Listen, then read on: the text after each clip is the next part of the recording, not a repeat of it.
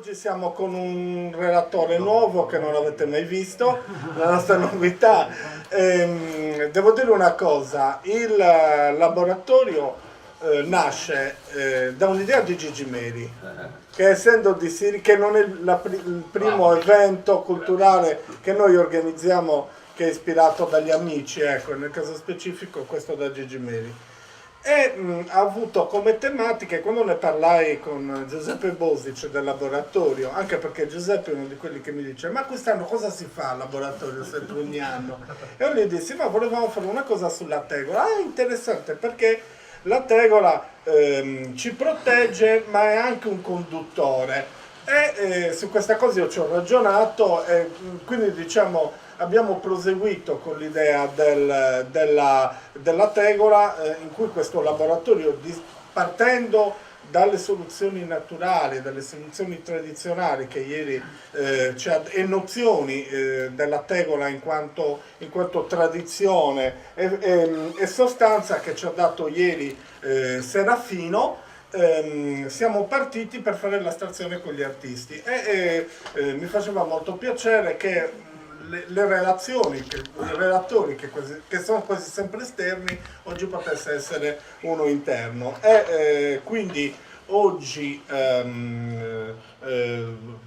Giuseppe parlerà della tegola come come protettore e conduttore. Grazie.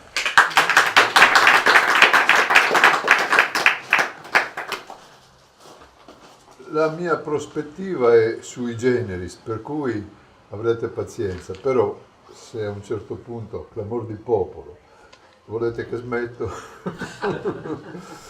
interrompiamo la chiacchierata e magari vi do le fotocopie. Ecco. Beh, insomma, ognuno può testimoniare di quella che è la sua esperienza e quindi posso dirvi che cosa ha avuto a che fare con me la tegola. Premetto che preferisco leggere, anche se normalmente parlo a braccio, perché alcuni concetti sono un po' specifici e non volevo saltare di palo in frasca, quindi do lettura di questo breve testo e poi magari negli interventi, se ci saranno quesiti, domande, eccetera, risponderò necessariamente a braccio. Diamo inizio?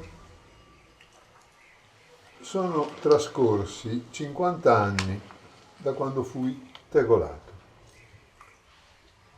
Furono 2 massoni, su proposta dell'amico Luigi Dalla Vigna, massone lui stesso, e mio maestro nell'arte. Aveva ritenuto di condividere con me l'appartenenza al suo ordine iniziatico. La tegolatura consiste negli accertamenti preliminari per valutare e verificare l'idoneità di un bussante. Quando fui ammesso all'iniziazione, fui portato con una benda sugli occhi davanti alla porta del tempio, dove fui accolto dal copritore, interno esterno Giano Bifronte, che dopo una serie di quesiti, valutazioni e consultazioni contestuali con i dignitari che erano all'interno della loggia, ritenne possibile il mio accesso nel tempio, invitandomi a procedere nelle prove iniziatiche cui fui sottoposto e che superai. Nel rituale massonico sono molti i riferimenti alla copertura del tempio, che peraltro simbolicamente non è mai definitivamente conclusa, a significare che non si finisce mai di essere apprendisti e che il cantiere per la costruzione del proprio sviluppo personale e collettivo della coscienza, necessariamente perfettibile, è sempre aperto. Infatti questo lavoro con gli strumenti dell'arte non ha mai termine. Questo transito dall'esteriore esoterico all'interiore esoterico è il passaggio dal mondo profano all'ambito sacrale, che deve essere protetto e isolato dalle interferenze esterne. Quindi Il copritore, assolvendo queste cure, ha una funzione pratica e magica fondamentale. È evidente che, per quanto affermato prima, la copertura non può essere intesa come un tetto materiale, quanto come un campo di forza esclusivo e accogliente, un egregore, basato sulla riservatezza, ove l'adepto deve dimostrare ai fratelli che lo stanno accogliendo di essere uomo libero e di buoni costumi.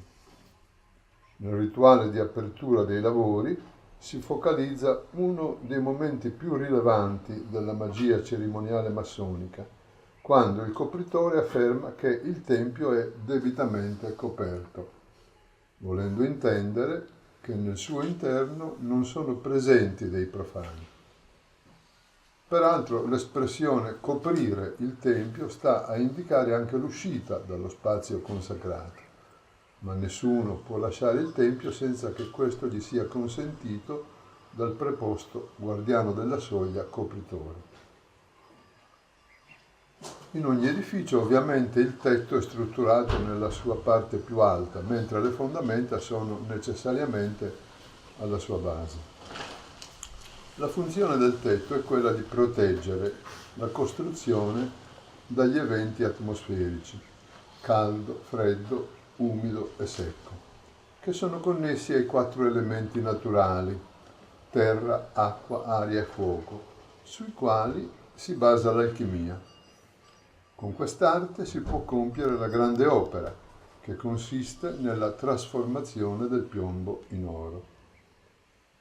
La sequenza dinamica del processo iniziatico prevede l'accoglienza del neofita che, provenendo dal mondo profano, viene introdotto all'interno del Tempio, che è una macchina per la trasformazione della coscienza. Sulla terra, riferibile alle prove terrifiche, si trova il pavimento con la scacchiera bianco-nera, base binaria di partenza sulla quale va superata la pavura, pavere, pavimento. Quindi. Procedendo nelle prove dell'acqua, dominio delle emozioni e dell'aria, sapersi elevare, saper essere neutrali, si giunge infine alla prova apicale del fuoco, che, quando superata, proietta il candidato verso l'alto, attraverso un cambiamento di stato irreversibile che consuma e trasforma, ponendolo in una nuova dimensione coscienziale. A questo punto è conseguente e logico uscire all'esterno per comunicare e testimoniare con un nuovo comportamento gli sviluppi maturati, così come fa l'eremita della nona lama del Taro, che, asceso alla vetta della montagna, discende poi a valle per sublimare la condizione dell'essere nel mondo, ma non più del mondo, ponendosi al servizio dell'umanità. Solo in questo stato iniziatico è efficace l'assioma ermetico indicato dalla tavola smeraldina, così in alto, così in basso. Ritornando al tetto, questa infrastruttura va intesa a più livelli. Nel mondo fenomenico tridimensionale, connesso al pensiero logico, connotato se isolatamente preso dalla mente che mente, questa copertura è resa utile dalla necessità di proteggere l'aspetto esteriore, il corpo fisico o ilico, apprendistato, e ha quindi il suo motivo d'essere.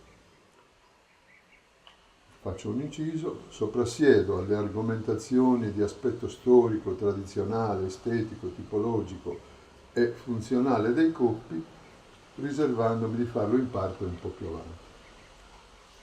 Nella quinta dimensione, che attiene al corpo psichico, compagnonaggio, l'anima spirituale è mediatrice fra corpo e spirito e la connessione è col pensiero analogico, che prevede l'intuizione, ma anche la consapevolezza di un nuovo paradigma, la demolizione virtuale del vecchio tempio per poter edificare contestualmente il nuovo in una prospettiva di smaterializzazione.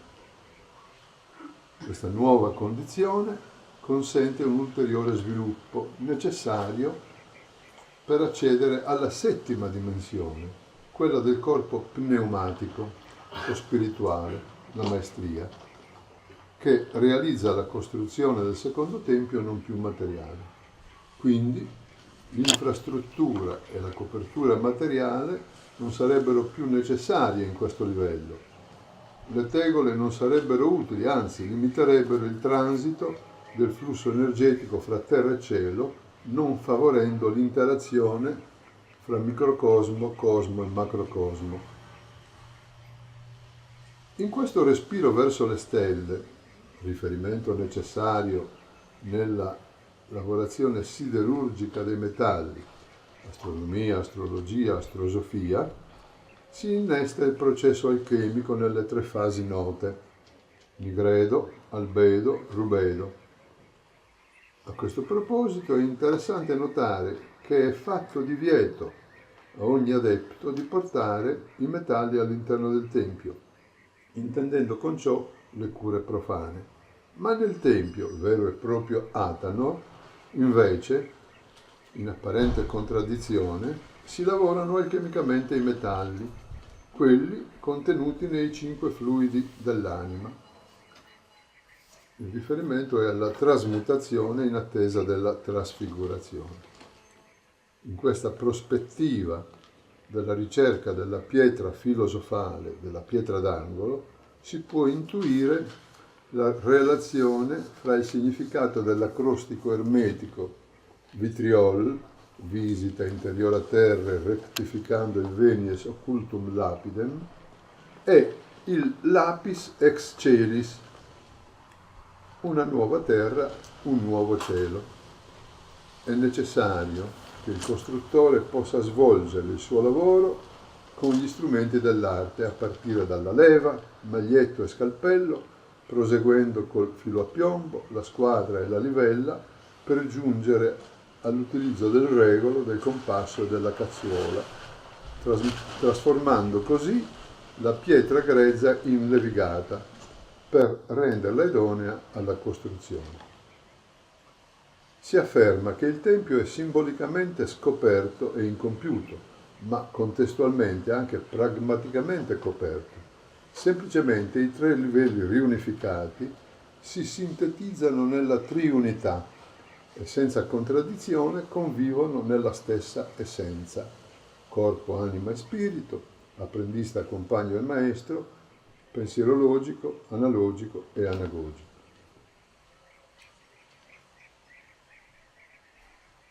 Ora è necessario osservare una tegola e fare alcune considerazioni su questo manufatto di terra impastata con acqua che, modellato opportunamente, si fa disidratare esponendolo all'aria ed infine cuocere sottoponendolo al calore del fuoco. I 4 elementi naturali sono compresenti in questa lavorazione, riportandoci alle basi dell'alchimia. Ne esistono varie forme, fogge e grandezze, ma non ritengo ora necessario disquisirne. Mi piace qui considerare come esempio di riferimento la classica tegola sarda, che ben soddisfa l'esigenza di forma e funzione. Vista nei suoi 2 lati, appare concava e convessa. Questi 2 aspetti nello stesso oggetto fanno pensare all'androginia, dove quello concavo è assimilabile alla polarità femminile, ricettiva, accogliente e conduttrice, che raccoglie l'acqua piovana nella canaletta che si forma adagiando le tegole in file parallele sul piano inclinato che le supporta, sovrapponendole sui bordi le une sulle altre, appoggiando la parte sagomata più stretta su quella più larga, creando così la sequenza delle canalette di base, ricettive e conduttrici dell'acqua, che viene così indirizzata verso le gronde. Su queste prime tegole se ne sovrappongono altre, ma rovesciate, con il lato convesso maschile coprente, protettore, rivolto verso l'alto. Il risultato d'insieme è centrato, il tetto è così realizzato e assolve alle 2 funzioni indicate nel titolo di questo laboratorio ideato da Giuseppe Manias: tegola, protettore, conduttore.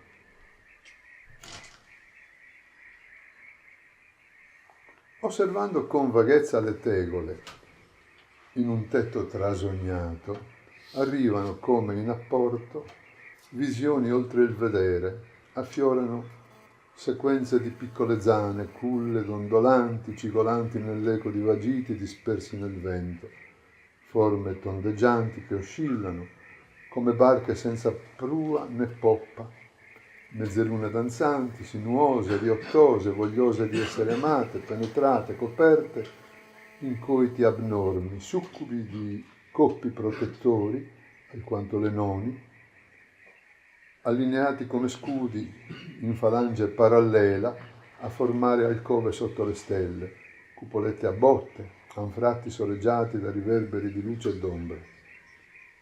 Come tessere musive reiterate nel ritmo serrato, ripetitivo di moduli speculari e complementari, arrivano al colmo che scavalcano, popolando l'altro versante in seminali coiti interrotti da canne fumarie. Eolo spettina coi suoi mantici violenti le creste e i bargigli dei galletti di lamiera, comignoli tiepidi con effluvi e sfoghi di fumi sonnolenti. Le tegole si specchiano in riflessione profonda, dividendo il verso maschio come concubine gelose, yin-yang. Sotto sotto, travi e travetti si lamentano sovrastati dal peso degli assi maschiati e dei coppi, intersecandosi in orditi e trame. Riporto in conclusione una confusa leggenda che ha per protagonisti Pirro, re dell'Epiro, e una tegola. In una prima versione si racconta che il re in battaglia nelle strade della città di Argo fu bersaglio di una donna anziana che da sopra un tetto gli lanciò contro una tegola che lo colpì distraendolo, permettendo così a un soldato argivo di ucciderlo. L'altra versione è ambientata presso Maleventum, dove a causa di un forte vento sempre una tegola avrebbe colpito il sovrano, decidendo così le sorti della battaglia. Per questo episodio a loro favorevole i romani cambiarono il nome del villaggio in Beneventum. Al di là del bene e del male, ieri come oggi, la tegola è stata e domani sarà ancora protagonista.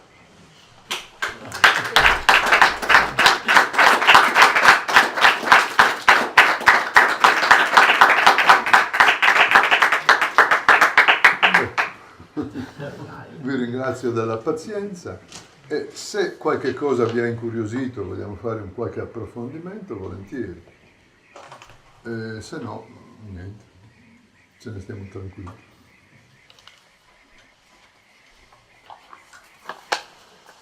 Ve l'avevo preannunciato che la prospettiva del mio intervento era un po' particolare, d'altro canto io in quei percorsi sono transitato e quindi...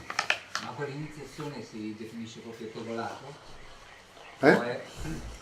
Il tegolatore è l'incaricato di accertare le qualità della persona che è candidata all'iniziazione. Sì. E il copritore è in realtà un duplice copritore, ce n'è uno esterno e uno interno e sta sulla soglia del tempio sostanzialmente, però si sintetizza la funzione del copritore in un'unica persona assimilandola al Giano bifronte che ha la visione dell'esterno e dell'interno.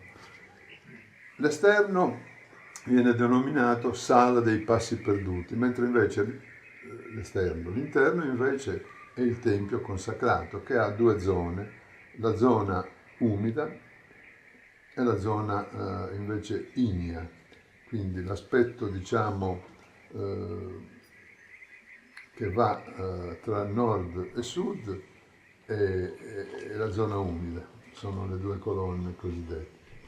Mentre invece l'Oriente è la zona ignea.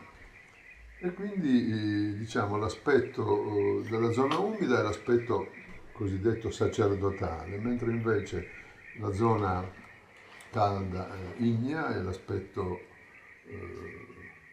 diciamo connesso al sovrano, cioè alla regalità, ecco, quindi sacerdozio e regalità. Comunque tutto questo discorso che ha fatto lei è sempre attratto dalla geometria, giusto? Beh, la geometria è una delle fasi in cui si svolge tutto questo processo, perché i tre punti fondamentali corrispondenti all'iniziazione, per esempio in grado di apprendista, sono questi. Allora, l'aspetto geografico, l'aspetto geometrico nella camera intermedia del compagnonaggio, che è diciamo il secondo livello, e invece l'aspetto geodetico, che è il terzo livello, quindi geografico, geometrico e geodetico. La geometrizzazione ovviamente è necessaria perché bisogna tracciare una tavola architettonica che è il progetto del lavoro che si deve svolgere, e però questa tavola architettonica la deve tracciare il maestro. Poi c'è un'altra tracciatura che si fa, il cosiddetto quadro di loggia, che si traccia o si svolge un disegno preliminarmente realizzato e si appoggia sulla scacchiera che è formata, teoricamente sarebbe il quadrato magico di Mercurio, che ha 8x8. Mercurio è il messaggero degli dei e anche il protettore dei mercanti che operano un giusto commercio. Quindi legato anche all'astronomia. Sì, ne parlavo prima, ho detto astronomia, astrologia e astrosofia, i vari livelli. E quindi il Mercurio ha la funzione anche di psicopompo, nel senso che accompagna i morti nell'Ade. D'altro canto, per una resurrezione ci vuole prima una morte. E quindi l'aspetto di questa morte e resurrezione è riassunto molto bene nel simbolismo della cometa. Com vuol dire resurrezione, met vuol dire morte. E la cometa nasce nella stalla di Betlemme, dove, come posso dire, affiora la nuova anima spirituale, per cui la vecchia anima deve diminuire, se non addirittura morire, perché l'altra si attesti e prenda, diciamo, il sopravvento. E l'anima spirituale è l'unica possibile mediatrice fra il corpo e lo spirito, ma il corpo, che è il mezzo temporaneo che noi abbiamo, in corso d'opera sarà sostituito da un nuovo corpo che verrà edificato nel laboratorio alchemico per eccellenza, che è il corpo eterico vitale, per cui alla fine di una vita diciamo biologica il corpo attuale si smette come un vestito, però nel frattempo è nato un nuovo corpo che ha le qualità non più di connessione al tempo-spazio, ma lo trascende e entra nella dimensione dell'eternità.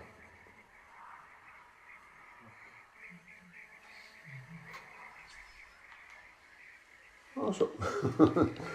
È interessante per esempio considerare che il pavimento, che appunto è legato al concetto di paura, di terra, di prova terrifica, è la prima prova e viene rappresentato con questa scacchiera alterna, bianca e nera. Ma 8x8 come la scacchiera da gioco normale? Sì, 8x8 è il quadrato magico di Saturno, come per esempio il quadrato magico del Sole è 6x6, quello di Saturno ho detto, no, di Mercurio, di Saturno invece 3x3. E quindi si creano degli algoritmi all'interno dei quadrati magici perché le sommatorie di tutti i numeri disposti in una certa sequenza sia in orizzontale che in verticale che nelle diagonali, hanno la stessa cifra in sostanza, per questo viene definito magico. Però è interessante perché seguendo la sequenza dei numeri si formano delle figure che sono degli itinerari, dei percorsi in sostanza. Quindi, non so, tra il bianco e il nero, ovviamente, che non sono livellati sul piano, ma il bianco è, diciamo, apicale rispetto al nero. Il nero è a terra effettivamente ed esprime la potenzialità. I due colori sono contigui come nella scacchiera, però in realtà il bianco, proprio sullo svolgimento di una spirale che lo fa scendere, è ubicato in alto, per cui bianco e nero coincidono visti dall'alto, però visti in prospettiva sono su piani diversi. E diciamo che il bianco e il nero sono la sintesi della potenzialità e della realizzazione, ma c'è tutto un processo che, diciamo, passando per i colori infrarossi che non sono visibili a occhio nudo, si arriva alla sequenza dei colori caldi, quindi si vede il rosso, l'arancio, il giallo. Poi c'è il verde, che è il mediatore di tutti i colori, ed è il quarto aspetto, che poi corrisponde anche al quarto, che è il quarto chakra, che è il chakra del cuore, che è verde, come voi sapete. E poi si prosegue con i colori freddi, quindi il blu, l'indaco e il viola, la sequenza degli ultravioletti per arrivare al bianco, che è l'espressione dello spettro cromatico, però a un livello di sintesi. Quindi il bianco è l'aspetto, la somma di tutti i colori. E quindi il passaggio tra il nero e il bianco è il passaggio fra le due colonne che sono l'espressione della forza, della potenza, quindi Boaz, e Yakin, l'altra colonna, che è l'espressione della bellezza. Ma fra le due colonne c'è l'arc-en-ciel, cioè l'arco dell'alleanza, l'aspetto, diciamo, dei 7 colori dell'arcobaleno, che alludono a un qualcosa che li raccorda, questi due aspetti polari, il bianco e il nero, e li trascende. E questo è il simbolo della maestria, che ha l'arco di volta, nel senso che la pietra di volta nell'arco è centrale rispetto, ed esprime anche la neutralità, perché le due fasi, bianco e nero, sono polari, mentre invece la fase, diciamo, di astrazione dalle polarizzazioni diciamo contingenti le trascende, e quindi c'è la neutralità, c'è il dominio e il superamento di questi aspetti. Non so se c'è qualche altra cosa che volete argomentare. La funzione della pietra d'angolo. La pietra angolare. La funzione della pietra d'angolo è necessaria in tutti gli edifici, perché chiaramente la pietra d'angolo contiene, data la sua forma levigata, tutto il sistema della costruzione, che può essere anche fatto, a seconda della tipologia della struttura, con conci che siano magari anche non tutti completamente, perfettamente levigati, e quindi deve nell'angolo avere una forza diversa, una forma di coesione fra le pietre che possano contenere diciamo l'espansione, la spinta che deriva da... Ma la pietra d'angolo è anche riferita alla pietra filosofale, e la pietra filosofale è quella che si trova visitando la nostra interiorità, cioè visita interiore rettificando il venies occultum lapide. Che è la pietra cubica. Che è la pietra cubica, sì. E quindi, quando si sviluppa è la croce. Che quando, sì, cioè sei facile il cubo, e quindi quando si sviluppa ovviamente ha una croce latina dove c'è l'intersezione dei due assi, e ovviamente al centro della croce c'è un passaggio di stato, perché la croce è assimilabile al quaternario degli elementi, cioè terra, acqua, aria e fuoco, però sono aspetti materiali, mentre invece il fuoco dell'intersezione è la quintessenza, e quindi quello è un fuoco eterico, diciamo, è una condizione, diciamo, di realizzazione, di nascita dell'anima concreta, cioè uno stato della coscienza reale, effettivo. E riportando tutto questo che ha detto lei alla cultura qui in Sardegna, nuragica, quindi del 2004 a.C., come c'è il modello tempio alla fine. Beh, il nuraghe, per quello che ne sappiamo noi, perfezione con tutto quello che ha detto lei. il nuraghe, per quello che ne sappiamo noi, poteva avere una funzione tipo la basilica romana, che era sia aspetto sacrale ma anche pratico, nel senso che si conservavano le derrate, eccetera. Però per lo più ci sono anche altre tipologie di nuraghi a corridoio, oppure di nuraghi a forma di spirale, però normalmente il nuraghe ha diciamo un muro esterno, un muro interno dove c'è diciamo, l'ambiente interno costruito in maniera, come posso dire, non a volta ma a certi concentrici, e quindi è un po' come...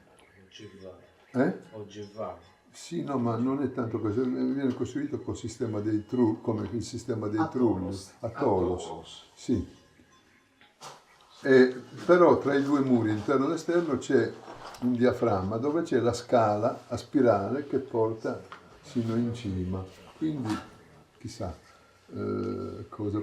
Poi c'era anche la tesi militarista che dicevano che erano delle strutture di difesa, ma insomma, probabilmente sono funzioni compresenti. Io non so se siano tutti nuraghi, però per esempio secondo me si rifanno molto alla teoria che di cui stava parlando, no? Per esempio della cometa. La cometa nasce dal buio, cioè dalla morte, cioè dal buio inteso, cioè allora nasce dalla morte, ecco. Sì. Il periodo è quello più buio che c'è durante l'anno, Sì. cioè è il periodo proprio dove praticamente abbiamo le giornate più corte. Nei nuraghi questo, in certi nuraghi, c'è per esempio una luce che si proietta all'interno della camera buia, Sì.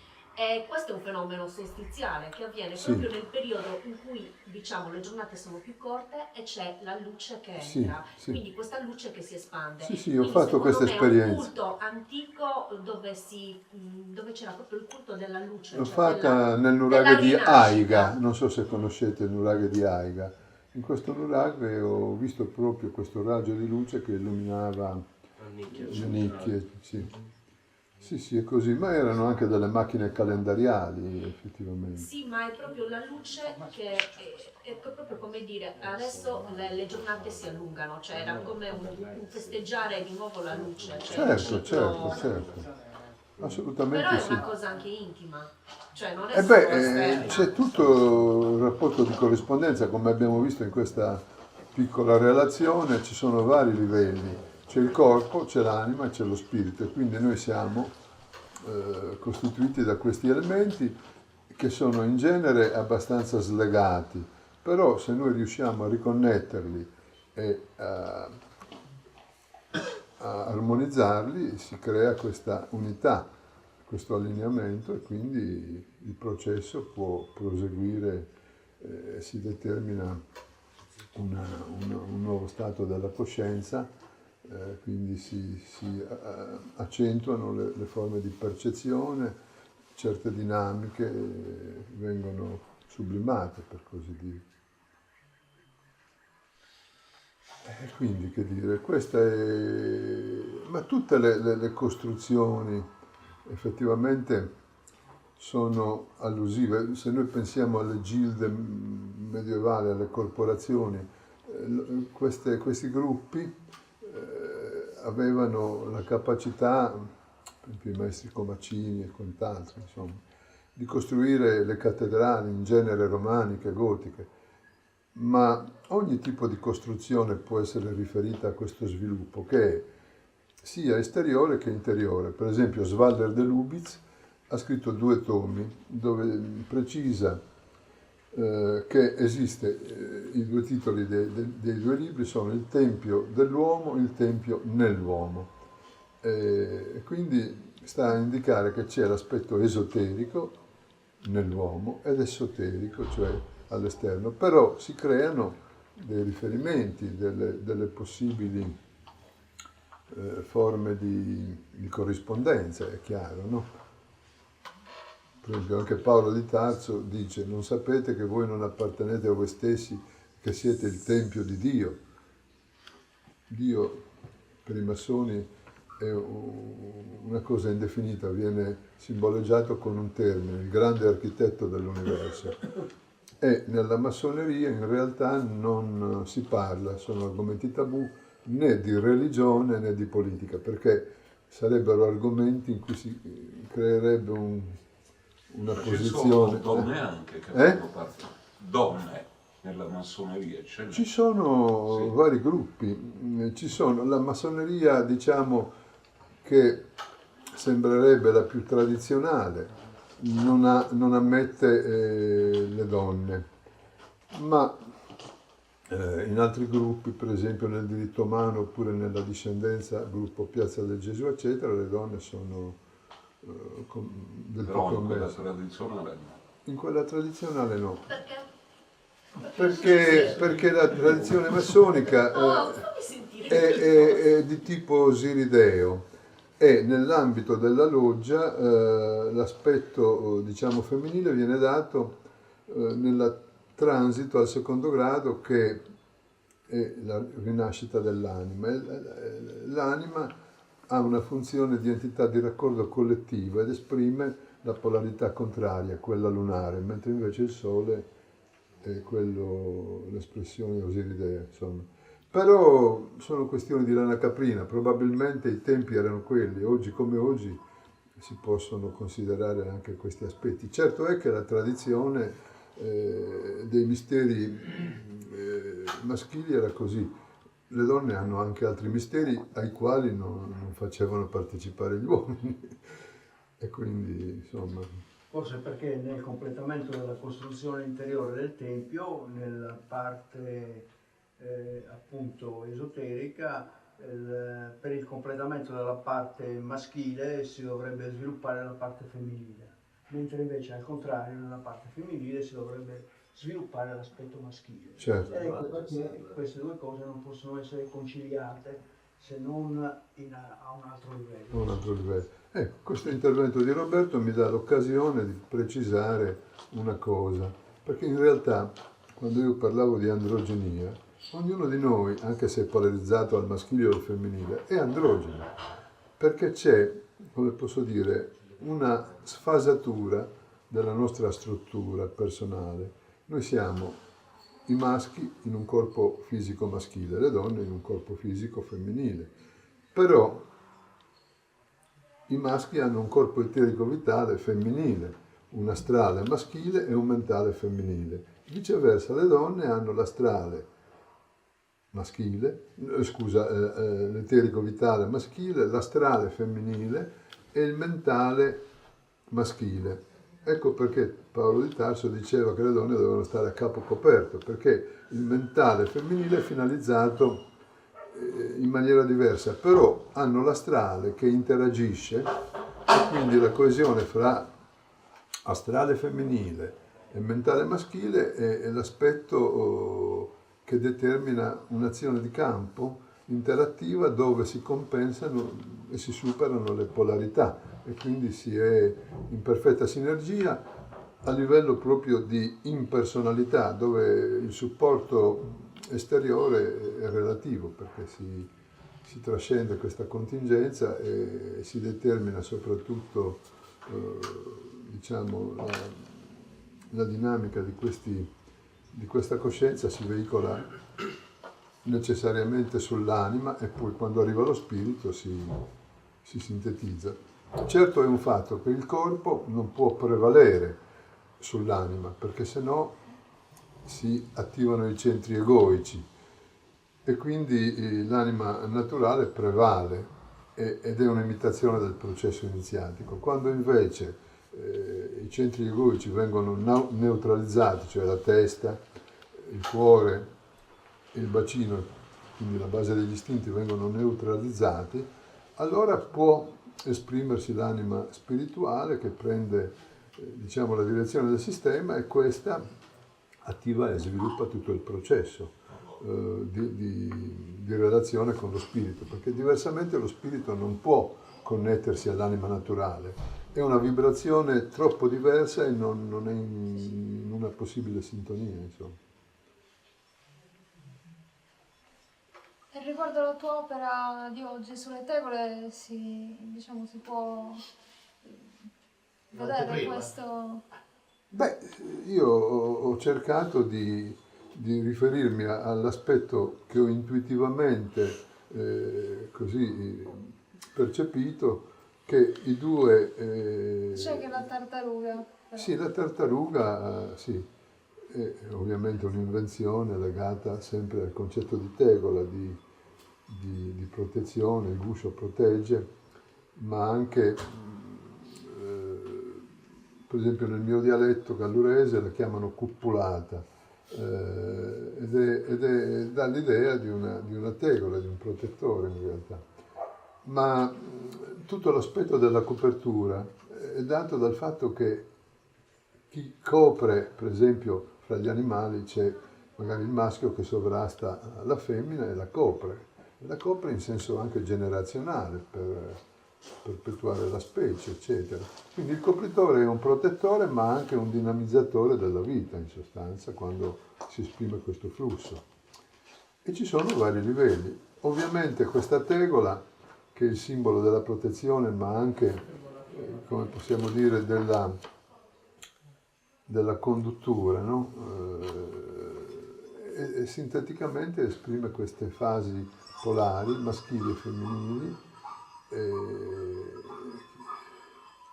e quindi è un manufatto molto interessante. Io appunto dov'è Giuseppe? Ne ho parlato con lui e lui mi diceva che aveva intenzione di fare, sulla base del suggerimento di Gigi, questo laboratorio, e abbiamo trovato delle motivazioni abbastanza convincenti per approfondire, insomma, per andare avanti. Ma la cosa più bella è che tutti i partecipanti hanno dato un contributo, un apporto a quest'idea, ognuno secondo la propria diciamo sensibilità, secondo le proprie intuizioni, secondo la propria esperienza e certamente è stato, ed è ancora in corso il laboratorio, è stato un momento aggregativo, stimolante, sicuramente per rimanere nel tema della costruzione, insomma, in questo senso costruttivo. Qualche altra domanda? Se c'è, volentieri. Se no. Una curiosità sull'aspetto del pavimento di cui parlavi prima, Sì. quindi della paura legata a questo primo stadio. Sì. Cosa significa? Cioè che l'adetto entra e deve superare determinati limiti, paure, cioè in che senso? La paura è connessa al termine pavimento, perché il pavimento è la terra, è sulla terra, la terra è battuta, la prova è terrifica in quanto terra, quindi la paura nasce dal fatto che magari questo aspetto, questo primo processo, questo primo viaggio cosiddetto, questa prima prospettiva di superare la terra può mettere timore, se noi pensiamo per esempio a aspetti materiali. Sì, no, ma non solo. L'elemento terra nella fase iniziatica è superato nella fase preliminare di ingresso al tempio. perché si fa questa prova nel gabinetto di riflessione. Quindi in questo gabinetto di riflessione, che è uno stanzino di 2 metri per 1, dove ci sono vari simboli, il gallo per esempio a cui alludevo io, che rappresenta il mercurio, o per esempio lo specchio che riflette l'immagine di uno scheletro posto alle spalle di chi sta seduto in una scrivania che deve fare un testamento. I temi di questo testamento sono 3: cosa devi al mondo, all'umanità, cosa devi alla patria, cosa devi a te stesso. Per esempio Carducci, che era un massone, rispose in un modo molto semplice: amore, amore, amore. Quindi cosa devi a te stesso? Amore, alla patria, amore, all'umanità, amore. Ma il termine patria va traslitterato al di là dell'aspetto risorgimentale, insomma, che è Di nazione, diciamo. ma è di nazione e va compreso, inteso almeno nell'accezione iniziatica, come patria pleromatica, quindi la riattivazione della memoria pleromatica e la riaccensione del prericordo, cioè della reminiscenza, che non è possibile alla nostra corporeità, perché la nostra corporeità ha una memoria biologica, genetica, del DNA, mentre invece la memoria pleromatica attiene all'anima e allo spirito.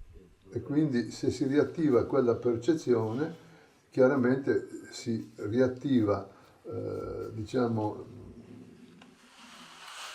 la conoscenza di questa nostra provenienza e riusciamo a rispondere alle 3 domande della Sfinge, e cioè da dove veniamo, chi siamo e dove andiamo. Ora, se uno dice da dove veniamo, io vengo da Ghilarza, ma forse non è pertinente, insomma.